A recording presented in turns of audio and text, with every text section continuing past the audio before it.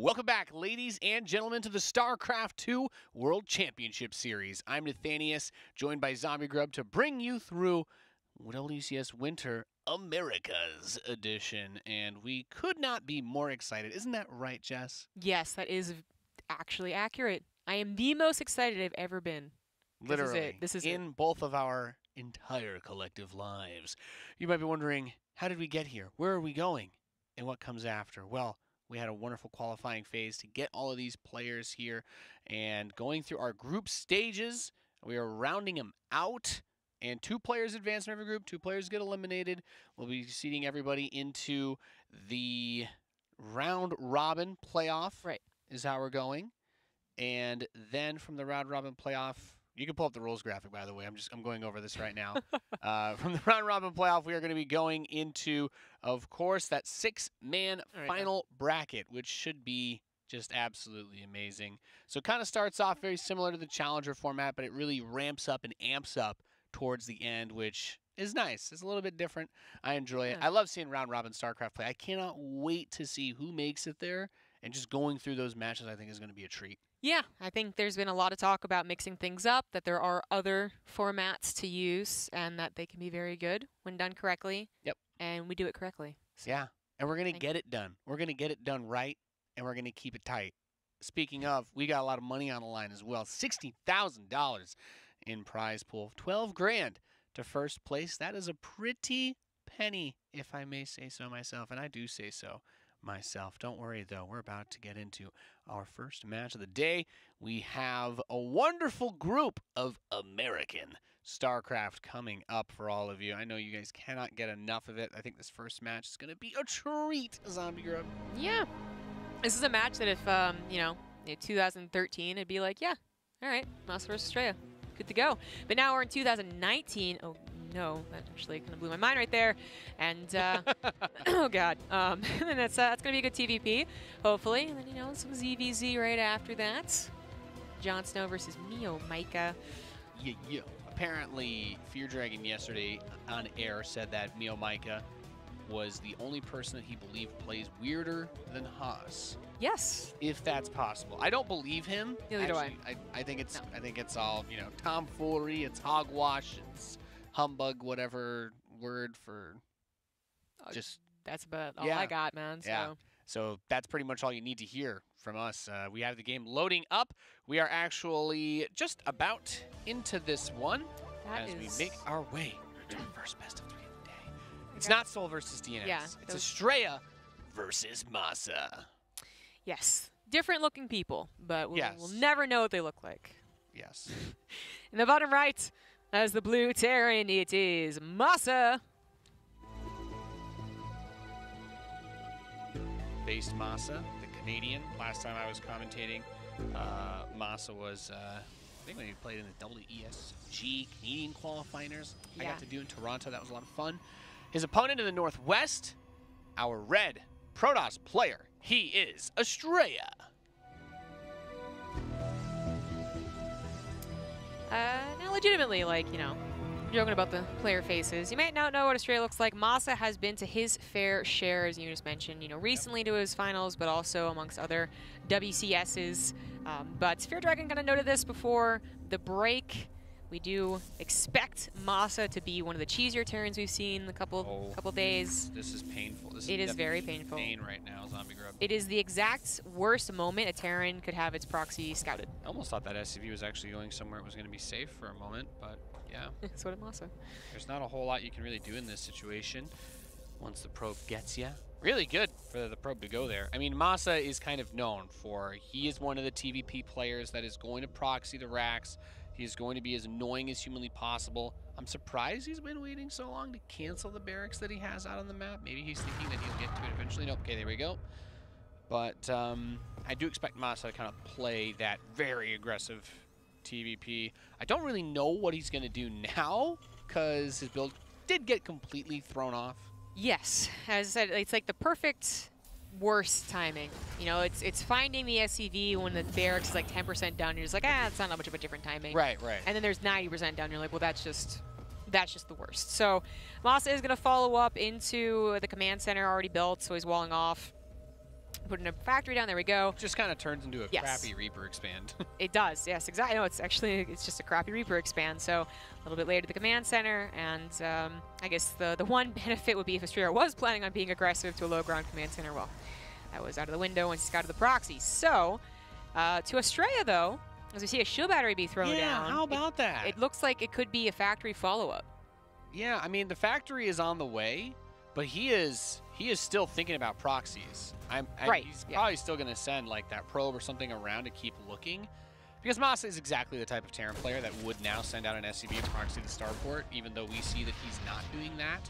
He's got his awesome Special Forces Reaper that's going to run in and die. Oh, that sucks. But yeah, it's Astrea has at least been limited in somewhat, even though his start is very, very strong. But I think my point, or Fear Dragon's point rather, is that MaSa, not only just generally an aggressive Terran, cheesy in all of his states of play, whether he's playing a lot or a little, certainly has his strengths when he thinks that he's like, you know, it's like, you know, I'm not expecting too much out of myself, the pressure's not there. He does particularly well, and he will be doing some of the even cheesier proxies with that in mind, because he hasn't actually been playing that much StarCraft in the past couple of months, but there's some just darn raw natural skill talent that MaSa has that has kept him in top 5 of NA for kind of like all of StarCraft. Well, I shouldn't say that, but like the last 5 years. So. This Stalker pressure, by the way, from Astrea, really hard to deal with. It's kind of one of the reasons why you want to take that low ground as early as you can, so that you can set up the bunker and whatnot, but instead he's going to have his gas delayed, which I think is going to really hurt the build he's going for, because it's Raven, and I imagine he wants to get a tank afterwards, but tanks don't come cheap, Zombie. It's a very good point. He certainly wants that third, and he wants to also be able to secure his natural, because even with the Cyclone popping out, if he doesn't have Marines protected, that is something that, like, if a third Stalker came forward... Well, if he gets force fielded on the ramp, I think the 2 Stalkers and the Sentry can kill a Cyclone, too. Yeah, exactly, and there are 2 Stalkers on the way. Astrea's going to continue with his aggression, not like an all-in or anything like that, just finding an opportunity, but doesn't get the force field. Raven is comboed with the Cyclone, too. This is really dangerous. That's 5 Stalkers. Yeah, the Stalkers can put out a lot of damage.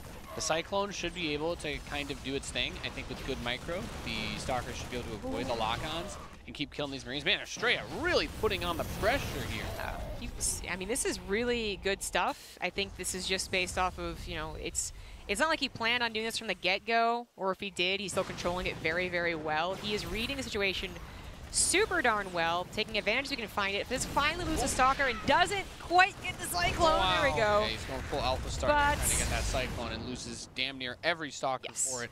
That was, in the end, maybe What not a are great ramps? What are ramps? That was, in the end, not a decent trade. He really should have activated with the 5 Stalkers still intact, but the Cyclone was so low. I really wanted it. I mean, the follow-up here is really good, though, because I think he has definitely at least accomplished the objective of delaying any push that MaSa could have gone for by killing Marines early on, by putting that pressure. Look at this, 5 gateways being added. It's going to be 8 total, I think, after this, with charge, plus 1 armor, immortals. I'm feeling pretty good for Astrea's defense. Needs to take that third, though. Third is definitely late. Yeah, with so many gateways first and foremost, but with the aggression he was putting on, whether he was scouting, you know, he saw actually the entire main base of the Observer before it died, taking a 2-base attack very seriously. So the good news is, even if there was like a cheeky, like, oh, I didn't see the army moving forward, I had to cancel my 3rd base, he would then slap the army down with charge, plus 1 armor, and perhaps even storm, and then MaSa would still be at a kind of a loss. He doesn't have the strong units like Ghosts, that's like far, far in the future, and he doesn't have a lot of units quite yet, but he is adding on 2 more barracks, 5 barracks total on 2 bases. I'm feeling an all-in, maybe an SCV full as well. Oh yeah, well that's extremely MaSa. Yes, which is something that Astrea probably knows as well. This build from Astrea, though, seems very tailored to this. I mean, he's got a lot going for him, but he also has a bunch of High Templar gathering energy, and Storm's almost ready. Storm's going to finish just after Stim. I can't believe I'm saying that. I think, was it yesterday that we saw kind of an awkward, or maybe it was something else, maybe it was like GSL or something, but actually it was GSL. It was, you know, it looked like an absolutely perfect defense from Protoss with Storms, and you're just like, what are they going to do against that? And then the Storms kind of whiffed, and it didn't actually end up looking nearly as good for the Protoss as you would expect. Is there a chance that it happens here? Yes, but you're right. I think Astrea is actually just like pointedly working towards an anti-2-base all-in composition, and as long as he uses his ramps and doesn't be foolish and overconfident, he should be good to go, and MaSa is going to be in trouble. We don't see an SCV pool yet, despite all the upgrades lining up, sweeping on 2 bases, so maybe it is just some consistent attacking, trying to overcome your opponent. Oh my god, the timing. This is perfect timing. Sees the move out, drops the Zealots out of the Prism, warps in another huge round of them. A bunch of the SCVs getting absolutely ripped to pieces, Zombie Grub. Just pull them anyway, though. Oh! If you had pulled them, they wouldn't have died to the Warp Prism. Got him. This is where that, you know, I said, like, if Astrea doesn't get overconfident, if he plays this wisely, I think he's going to be good. But then he moves out in the middle of the map. I guess he has a Warp Prism, technically, if he saves it. He's base trading this. I guess he's like, I guess I'll kill the natural and then recall home. I guess that is the plan, but MaSa not... He's the one that's returning home. He's going to try and save his production, and, I mean, there's not really any way to take care of the High Templar easily still. That's the big problem. Yeah, I gets hit with that Dorito cannon, too. These units are going to die so fast in a real fight. Yeah. It's kind of weirder than expected. Really There's a huge surround now. Okay, I was going to say, I feel like when MaSa's army gets back here, he should just rip through this so fast with that anti-armor missile on the Protoss forces. Yeah, I mean, blankets of storms coming down here to snuggle up against that bio, and the tanks are finally taken out by the charger reinforcements, but that was... the most horrifying way I've ever seen someone describe that interaction. This is eventually going to go in Astrea's favor. I think MaSa was given the opportunity to have the best surround possible to try and deal with the storms, but there's just simply too many. And his production is going to be camped. And the Prism is there too, so he can just add in more. Exactly. Exactly. Okay, or not. Well, he's also doing Archon juggling there or something. Yes, yeah. There we go, GG. Astrea takes the first game against MaSa. Weird game. Yeah, that was not how I thought that was going to go down. Yeah, he did cut a huge lead for himself out of that early aggression with the Stalkers. Yes. That's one of those things, like, in TvP, on that map particularly, you don't have the ramp that leads into the natural, kind of leads into this high ground area. Right. And on those maps, I feel you got to get a bunker early on, or the factory. But let's not forget, everything was also significantly delayed by the proxy barracks being canceled at 90%. That was the worst start possible, but I mean, well, it was. I feel like Astrea should have had the win there, and you know, it's right that he did basically. And the weirdness that happened, it's one of those things where I looked at that and I was like, MaSa didn't actually look like he was so out of shape. Like everything was unfortunate that happened to him, but there was no like point where I was like, oh, his barracks were super late or something like that. It's just things that kind of roll into each other, right? It's like, oh, I had to cancel my barracks, so rebuild it very late. Stalkers show up. I don't have a bunker because everything's only just now finishing. Well, you know, that's just another consequence of the way that build went. And when you take risks gambling like that with the proxies, that's it. That's all you. You are sometimes going to put yourself in an extremely bad spot when it fails or gets shut down. Yeah. MaSa was that guy that even in his, like, whether it's, you know, in playing a lot or a little, like, if he had those weird starts, he would always, like, just pull something out of nowhere. You know, like, the starport would be hidden and have Banshees now do a bunch of damage, or he would do an SCV pull and it works for God knows why reason. You know what I mean? Like, he was that guy in the past and he still is, so that wasn't a great start to the game, or a great finish to the game, as they ended up losing it. MaSa is still going to be a threat to Astrea. But Astrea looked very strong. Good reads, good micro. Yeah. Maybe the late game was a little weird, but... Interested to see what happens if he doesn't get such a big win in the first 45 seconds of the game. Because MaSa is a very good player. Astrea, though, what was it? Fear Dragon was actually talking him up quite a bit. Astrea is a good Protoss player as far as NA goes. Yes. So in the back room there, Fear Dragon was talking about how Astrea sometimes brings out some Blink DT, like macro-wise type stuff. So okay, well that's like Nathanius talking about people breaking out battle cruisers. So I'm not sure it's something we can rely on to happen in this series. Although I would love to see it. Yeah, we're gonna have to channel Fear Dragon here because he wants to literally cast every single NA game ever. So brings that passion. Where we're just like, these are good games. Fear Dragon's like, these are my children. I want them all to win, please, but that's not really quite possible. Is that SCV going to build its fly depot? Oh, it is. No proxies. All right, then. In the top left of Cyber Forest, it is the blue Terran MaSa.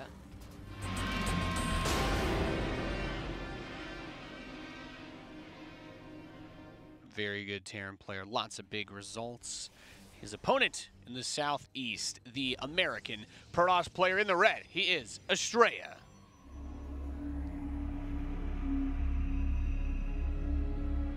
Dude's name is Angel. It's hard to get. That's pretty badass. Don't you think, Zombie Grub? Yeah, well, it depends on who it's like the person's wearing it, you know? Guy grows up, it's like, I'm Detective Angel.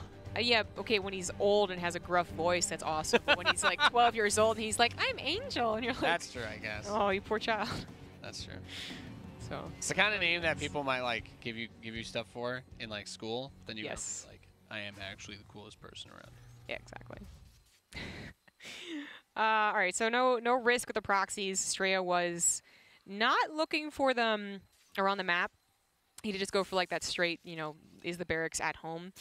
And he also was probably well aware that even if he didn't see the barracks at home, it not only could be a proxy, MaSa could be doing those like weird barracks over here, or over here stuff. Not really popular in type of forest.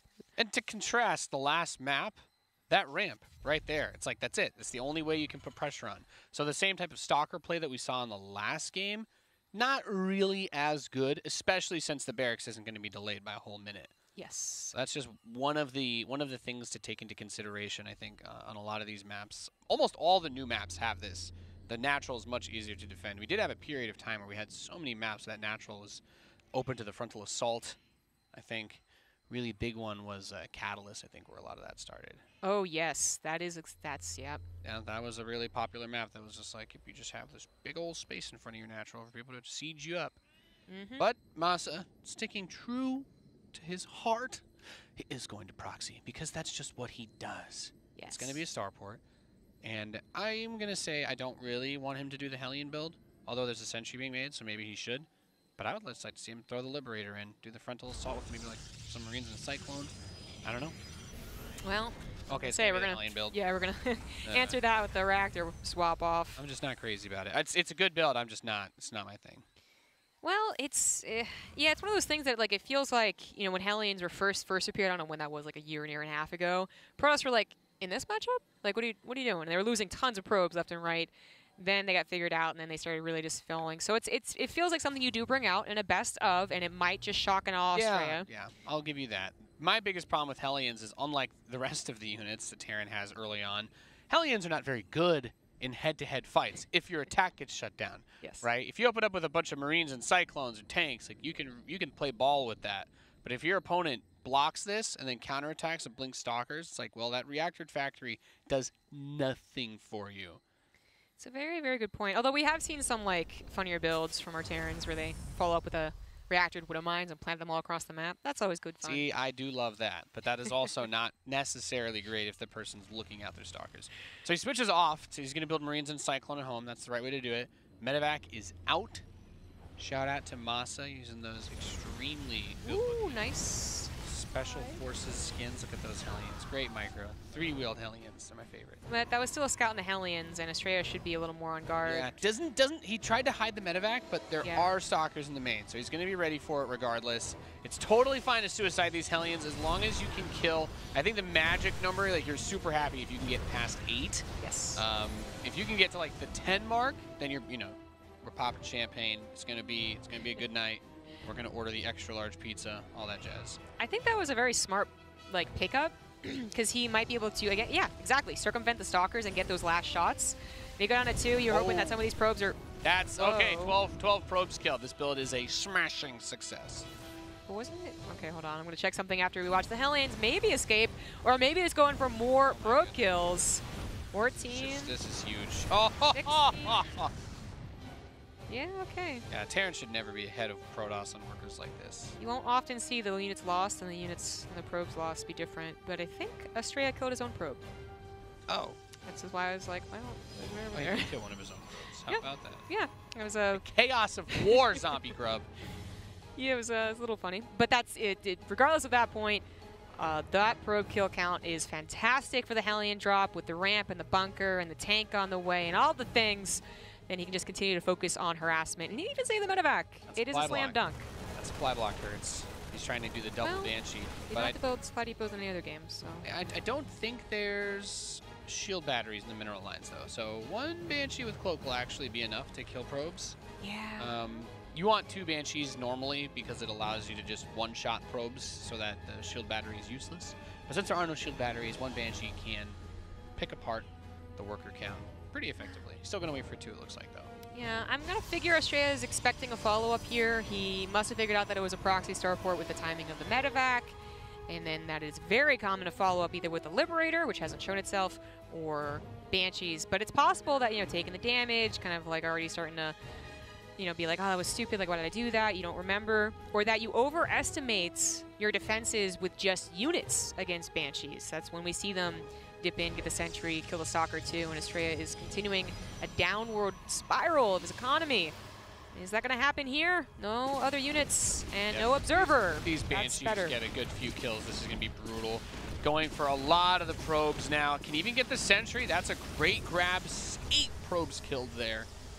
And this is dire straits for Astrea. I mean, you get the 3rd Nexus, but here's the problem. You're either going to have to chrono boost your probes to get your economy back to normal, which is going to take forever and prevent you from buying other stuff or chrono boosting upgrades, or you chrono boost your upgrades, you chrono boost your army, and then you don't have any money and you die anyway. So, I mean, he really needs, at this point, the game is in MaSa's hands. MaSa just needs to be calm, collected, build his army up, go for a good big push, and he should be able to dunk on this fool right now, but we'll have to see, because Astrea needs some mistakes to come out of the Terran.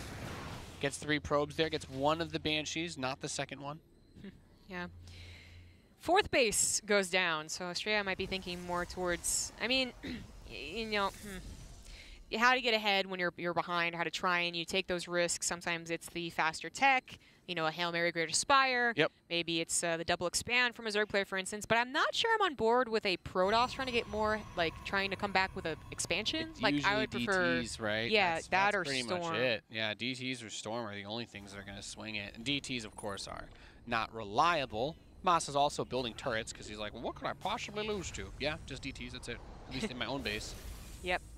That's an interesting decision. I mean, Astrea is back up to almost 60 workers, so he will be utilizing that base, I suppose. But I mean, just overwhelming with charge lots. MaSa's micro is still pretty darn good. His upgrades are at least going to be even when he pushes. I really like what you said, Zombie Grub. I think Storm is definitely the better place to sprint towards. Normally, I think Double Forge is the best way to play PvT, but Double Forge is good because it's easier for Protoss to get ahead on economy than Terran. So as these Banshees continue to hemorrhage that economy, at some point we're going to see this Gateway army fight against a Bio army that it is not bigger than. And that's where this style is going to look really bad. This Gateway build is going to look terrible when he runs smack into, a larger army of Bio. Because the whole point is that you're supposed to chrono out a ton of probes, get a ton of really upgraded charge lots with maybe a few sentries for Guardian Shield and a lot of Stalkers behind. But the upgrades are not going to be crazy in favor. He'll have 2-2 versus 1-1 and think, but he's not going to have this overwhelming number of forces that should be able to just bowl this over. Not worried about that. He is going to manage to fit in 2-2 before this push actually hits. And then MaSa, well, as soon as he realizes there aren't storms, he might just go ahead, where if there were maybe a threat, he would wait for that Ghost Academy, the Ghost to pop out. But he's going to go for it. He's got some Widow Mines, got some tanks, breaking on these rocks, is buying Astrea just even more time. Maybe he's setting up a 36 sandwich. I mean, if he's going to be able to do it, this could actually be it. This forces a pickup of everything. Okay. This was actually fantastic. Yeah, that was the... It was the worst case scenario, though. MaSa was just brazenly running forward without scouting, without checking ahead or behind or around. And this has suddenly turned here. The mass amount of charge lots. That was 2-2. Yeah, that's where the Widow Mines were supposed to come in. The 2-2 is doing it. I did not think he could actually have that many units on the map until that final fight happened. I'm like, oh my god, he has so many Gateway units. I mean, actually, how many Gateways does he have? He's working off 11.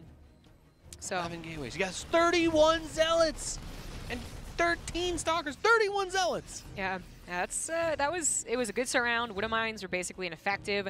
MaSa also wasn't. I mean, he was producing Widow Mines. But when they get a full surround on you like that, too, yeah. Widow Mines also kill your bio. So. Exactly. Now, his EMPs will help against the charge lots as well, but they sometimes, they aren't that great. Charges second factory forward. drilling claws, please. Yeah, that's what I would have liked to have seen, right? Like, once you realize it's just pure charge lot, basically. Yeah, my favorite thing to see against this type of style is that the second factory, lots of mines with drilling claws. Or if you really wanted to, maybe you're not the type of person who does that, then at least making sure that you're in a choke with those Widow Mines, where MaSa absolutely was not. So this is suddenly a game where Astrea is very much rewarded for this 4th base. It's done, it's saturated, and he is still, he's ahead in army supply. Oh yeah, for all intents and purposes, Astrea is very much so back in this game. There's a good couple of things I do like here. This wall, really nice. By the time the Zealots break through, the rest of the army is here to help clear this up. Widow Mines do get some good shots across the Zealots. It's not really come down to that. Yeah, there's still plenty, though. It's more about the Widow Mines. Do they get the right shots? Astrea just continuing with upgrades, getting a War Prism. No Storm on the way or Colossus transition set up. So there is a world where EMP plus Widow Mine means no yellow boys. They're just all gone. So is that going to happen here? He gets a good EMP across half the army. There's still the Sentry, though. Sentry is really big with those armor upgrades with +3 on the way. Guardian Shield really does a lot. Now, at the same time as him throwing these EMPs and fighting, we do have Zealots unloading into the natural expansion from a Prism. SCVs are on the run. Got to be careful that those SCVs don't eat some splash from the mines either, though. And this Protoss army is so weak from all those EMPs on Big Red. Yeah. Widow Mines have also started to really dig into the health of some of these Zealots, but the warp into the main base, that's where the actual carnage is. So many SCVs go down. MaSa does have a 4th command center. He can replace SCVs if he takes the main fight, and he absolutely demolishes the main fight. Astrea at half the army supply, lost all of his Zealots, except for the ones in the main, but is still going to continue to get some more SCVs killed with Stalkers now at this point, as well as buy time to hopefully replace the army he just lost. He got a lot of damage done, a lot of work done. Grab that mine on the way out would be pretty slick. So MaSa's economy takes a bit of a beating. He still has 53 SCVs, which I think for having a 4th command center is not bad. It's certainly a recoverable position, but Astrea at 3-3 now, he's feeling good. He's feeling very powerful. But that army supply might be too much. Like, MaSa seems to have figured it out. So the Widow Mines, like, they were getting amazing hits, but the EMPs and the kiting were pretty good. Yep. Normally I'd say I feel like I want to see Liberators, but I'm not sure that he needs them here. The upgrade advantage is really the only thing that Astrea has going for him. He's going to charge in. All those Widow Mine shots spread across the gateway units. I think we're going to go to game 3 here. There is not really anything he can do to stop this. The Ghosts are so good. EMP against the Zealots is great. Also, the Ghosts do a lot of damage versus Zealots. Yeah, they're not bad. Not bad at all. Okay, Disruptor looks for the shot, and that is a really nice split, so it's basically nothing. Astrea, and to his credit, he made us look foolish about that 4th base. The Zealots almost with that surround brought the game back, but I guess MaSa really just had too much of a lead, you know, to be able to afford the Ghosts, to save his butt on the counter, was probably a result directly from killing so many probes. So it still worked in his favor. I thought the game was going to end a lot faster, to be honest, and then that big fight where MaSa got caught outside the 3rd base, I was really surprised. It was a really well-held push, and the way that he got the surround from the southwest, the northeast, it was really good. I was like, oh my god, can Astrea win this? I didn't really think so, and then he makes that big push, he gets all those SCVs, but I think letting his army get stuck on the top side, like if he runs that just to the east and lets the Prism do its thing and then get it out of there, maybe? Yeah. He had to save some of it. He had to like try to recall, he didn't even. He let every single unit up there die. Yeah, that's a good point. I mean, I think, yeah, just to reiterate, like if MaSa didn't have the economy to be able to replenish the units he lost and then also get the Ghosts, the continued momentum with just mass Zealots probably would have been too much. So maybe it was an issue actually of Astrea being a little too patient and like waiting for the Warp Prism, maybe, but that was just... The Warp Prism tried to make the play. The Warp Prism, of course, comes from the robotics facility, and just like that one on the side, you too can have a fancy Forge robotics facility. And if you can't play StarCraft right now, that's fine, because you can connect your Twitch account and level up your war chest just by watching this stream. With that being said, we're loading into Port Alexander for game number 3. Yeah. What's your favorite skins to use? Do you use skins in StarCraft? I do. My favorite skin, just because it is cool, and I get so many comments on it too, is actually the Viking. The Mecha Viking? Yes, the Mecha Viking. That one is super badass. Yeah, you wouldn't think that the Viking would be a highlight unit, but with that skin it is. It is really cool. It is really cool. It even has like a robotic looking portrait and whatnot, and it has that little like VFX over its audio. The individual skins have a couple of the extra touches, I think, which is really nice. Well, we are in the final game of this series, preliminary match. So whoever wins goes on to the winners, whoever loses, losers. both guaranteed to face a Zerg as our next match is the ZVZ. Yeah. Who will it be? In the top left, as the blue Terran, it is MaSa.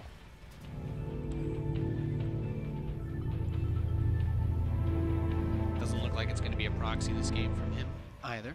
In the bottom right, he is our Red Protoss player. Did very well in the first map. Can he close the series out? He is Astrea.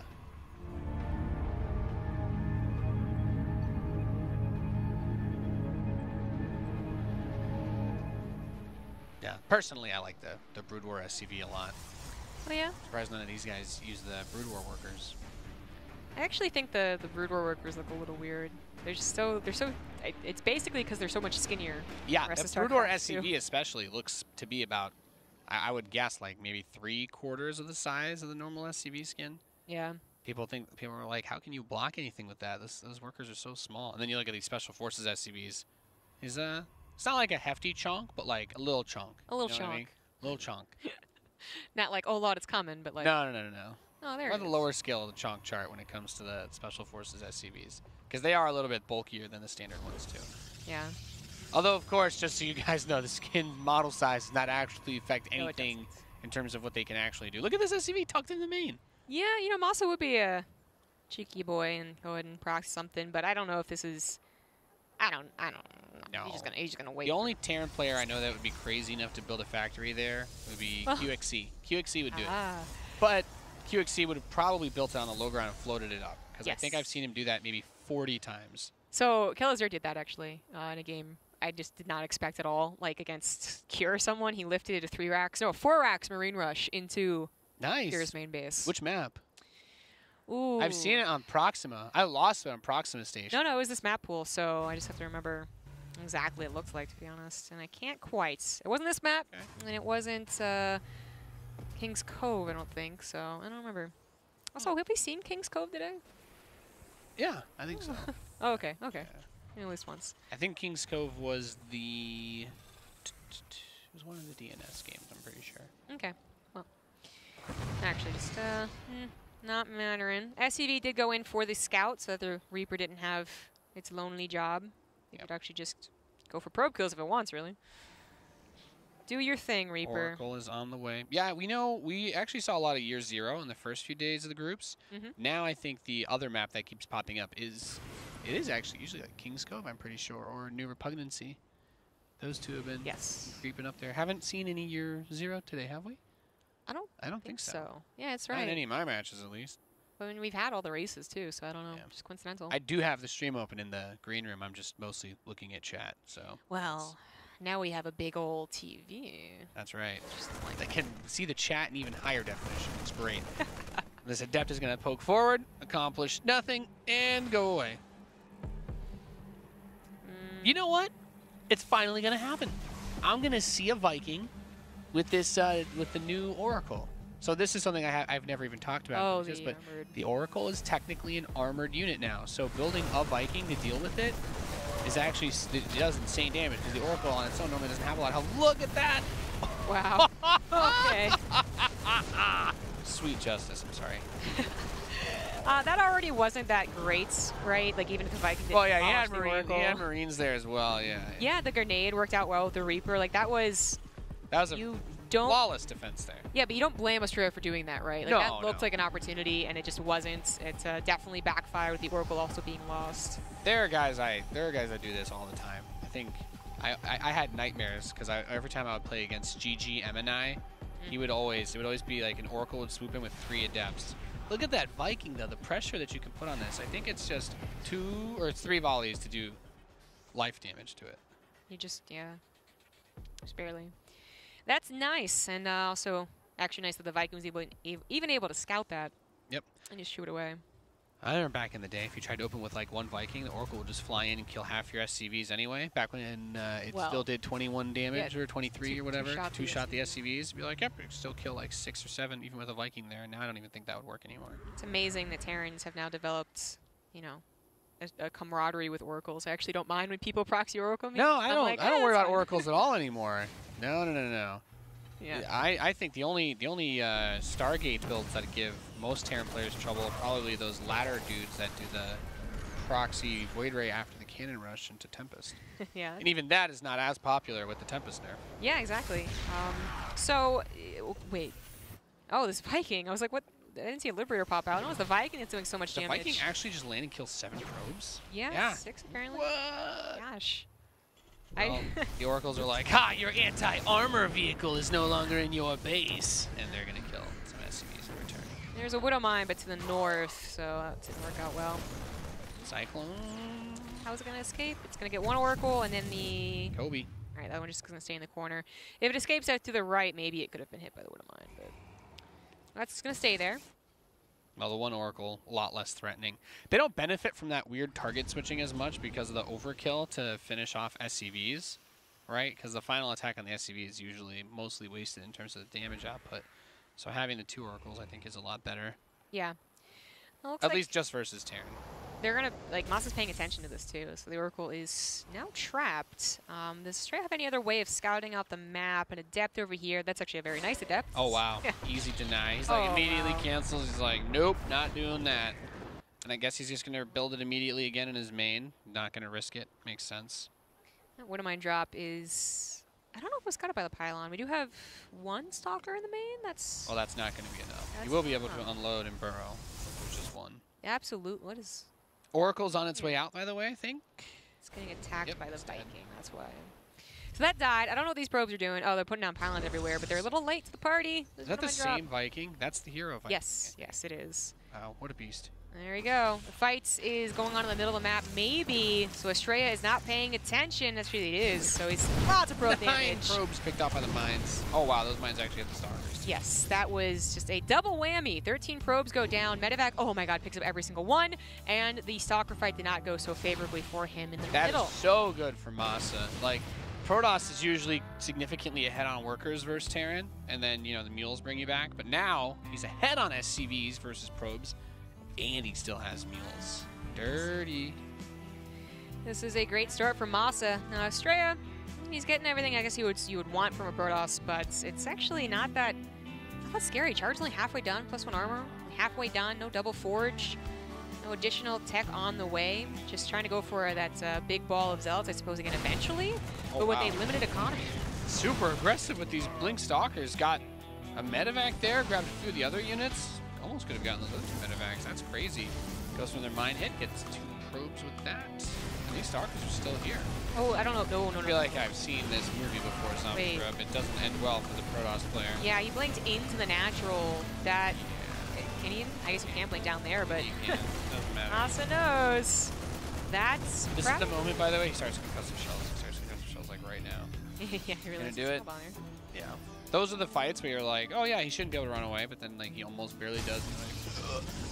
Well, if the Widow Mines are already doing such a great job dealing damage to the economy, the massive loss of Stalkers is probably going to end the game here in MaSa's favor as he marches across the map. They finally have additional tech on the way, but only 1-1 upgrades, a little stalled out there. Astrea also, I guess, just mismacking. You know, he's got quite a few minerals here. There we go.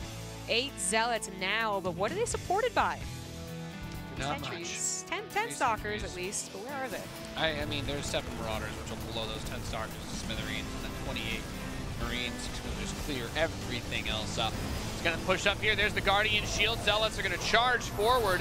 Force Field parses this a bit, and he's like, all right, I'm just going to keep running, picking off probes.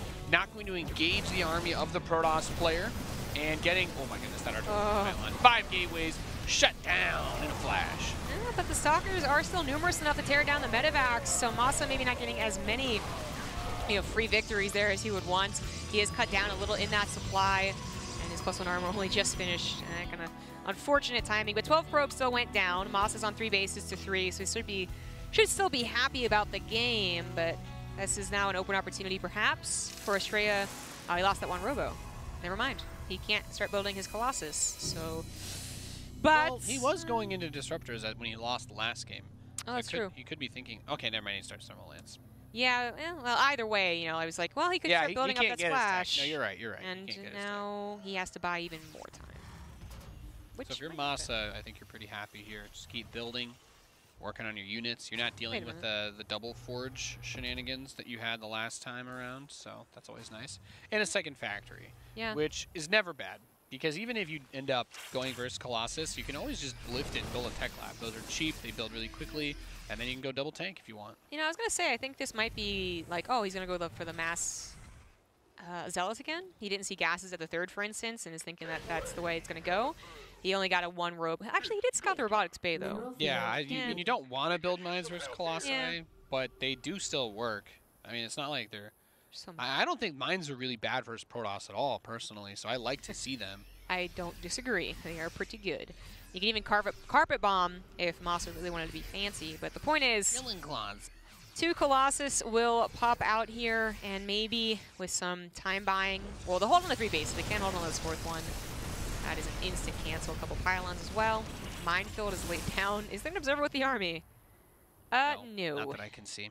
He does have some harass going towards the natural right now, and there's something that's going to be hitting that 3rd base soon from the northeast, but MaSa reacts very quickly, cleans up everything here, and, oh yeah, it's like he's not pulling the SCVs, he's moving them to his new expansion. He's taking a 4th base. Everything lining up. Astrea is finishing... Oh no, he has 2-1, but he's still ways away from that +2 armor. So much more about getting that Colossus count up, and this is something that MaSa still, I'm going to say, hasn't thought about. You know, maybe he saw it, maybe he didn't remember it, I don't know, but I don't think he's thinking about suddenly 4 Colossus, right? It was 2 maybe with the scan that he saw, but then 4 is going to be quite difficult to deal with just a ground army. No Liberators, no Vikings. Let's see. Cleaning up the pylons, covering the map, giving that vision. Gets that Stalker tag very low. But there's 3 Colossi here. Is he going to take this fight? He has a great concave if he continues to spread his army out, but you got to be careful with those force fields. I think that concave is the only reason it was actually doable there, but he's going to move to the left once again, grab a Nexus cancel. Okay, there's a cancel. And now Astrea's going to have to use the choke in his favor, but this is... Drop. Oh yeah, baby. Punch it. There you go. Pedal to the metal. Get those mines burrowed a little bit closer towards the ramp if you can. And still, no observers, so there's going to be potentially a lot of Widowmine damage. Not a lot of Widowmines with the drop. There they go. They're not really going to hit them. Yeah, that force field was actually really good. I thought he had an opportunity to maybe go full pulse on this Nexus, but... It's getting cleaned up. It's more about the 3rd base now. Astrea has some army responding to this, so it won't be a complete loss here. And if Astrea can keep his army alive... Claws. No! Oh! All right, oh, golly. And, yeah, you mentioned the observers about 1 million times, Zombie Grub, and now it really does matter because all those mines are still just chilling, burrowed everywhere. Yeah. Like a plague spreading around the Protoss base. Yeah, so much from my point. If he kept the army alive and more probes and had cleaned up the Widowmines, maybe he just continues to play like the straightforward game. Like, oh, I hope my mass Protoss army can win eventually. But no, now it is an all-in. He is frustrated. He has no way of dealing with the Widowmines. He has an army, though, and he is going to try to use it and win the game without a Warp Prism. And he wants to bait out the mines and then blink back, but the problem is there's just too many mines, and they blow up the Zealots, and now you've lost a lot of the meat shield there. I mean, the Colossi are still a problem and needs to be dealt with, but I'm like imagining a world where he stalls right there and then kills everything with the mines. But there's the drop back home too. Oh, he's using disruptors. Okay, disruptors are a way to go. There was an observer built as well as a Warp Prism. This is not a bad idea at all from Astrea. Wow. Man. He's like almost making this possible despite MaSa still being nearly maxed out. Well, he's going to start to actually take on the armies. If he goes to the main, for instance, he'll take on a chunk of the army there. If he goes south, he would take on this army too. You guys just focus down the Nexi, right? And then that's it. He doesn't even have money right now to build a Nexus. He only has 3 probes. Yeah, I mean, if it was a real, like, threat of a real base race, then MaSa still wins. But I'm pretty sure that MaSa's going to win with just a decent army fight. And okay. I mean, he is grinding up this Terran army like, I don't know, like a meat grinder, I guess. There you go. It's 5 Colossus. I mean, even with a concave, the surround he attempted to go for there, but was blocked by the ramp and the force field. It's good enough because Astrea just can't reinforce. It's not a very big army, but it's 5 Colossus. So it also, like, MaSa's army will also burn to the ground. Yep. So it's something, you know. It's almost working. Yeah, well, I mean, once you get rid of the stalkers, right, then a Viking can kind of do it. But Yeah. he has breached the Terran production. I think you gotta just kill the Nexus and then guarantee the draw. That's like, I think that's like level 1 right now. The, oh my good lord, that's, well, the Colossus are going to take care of it anyways. So I'm going to say, in the weird miracle scenario, I would like to see him also throw a Phoenix out of that Stargate as his last unit. Yes. If yes, because he does still have supply and the money to build. Not powered. Oh, it's not powered. Never mind. Rip. Yeah, and he lost the Warp Prism, so there's no amazing tactics there either. So, like, MaSa, who was up about 30-40 army supply, suddenly back down to even. A recall in the last Nexus before it goes down is going to slaughter a big portion of MaSa's army as well. Can the 5 Colossus, 4 Colossus, 2 Colossus do it? I guess not. Nexus? I don't know if he can kill everything here. I thought he It's close. we just got the Nexus, might be able to do it. I guess if he kills the army, then the game is over anyway. Yeah, that 1 Colossus, it's all alone, man. Oh, yeah, yeah. Marauder, good unit. That is going to be it. Ouchie. Wawa. That's it. GG. Astrea, super dead here. His final base gone. He has no probes. He has enough money to build 2 probes, and that's it. But I don't think it matters anymore. He got the Observer out, but that's his final base. He cannot rebuild.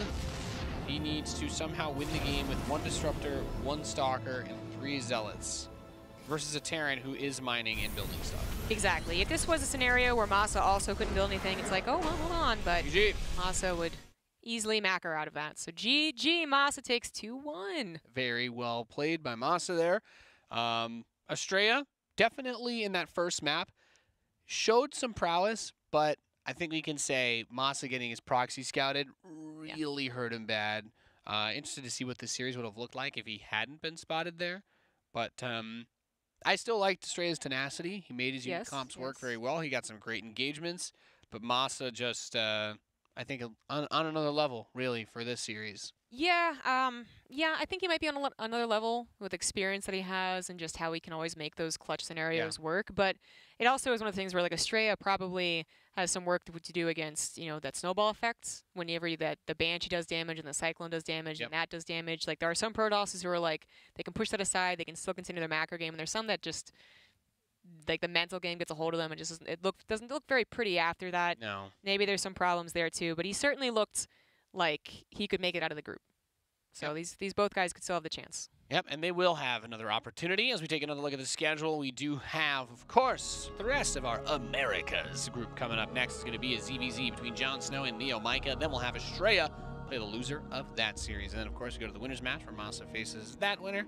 And then the decider, whom we have no idea, is playing in next. So there you go. Our next match, Jon Snow versus Neo Micah. A ZVZ for the ages coming up next.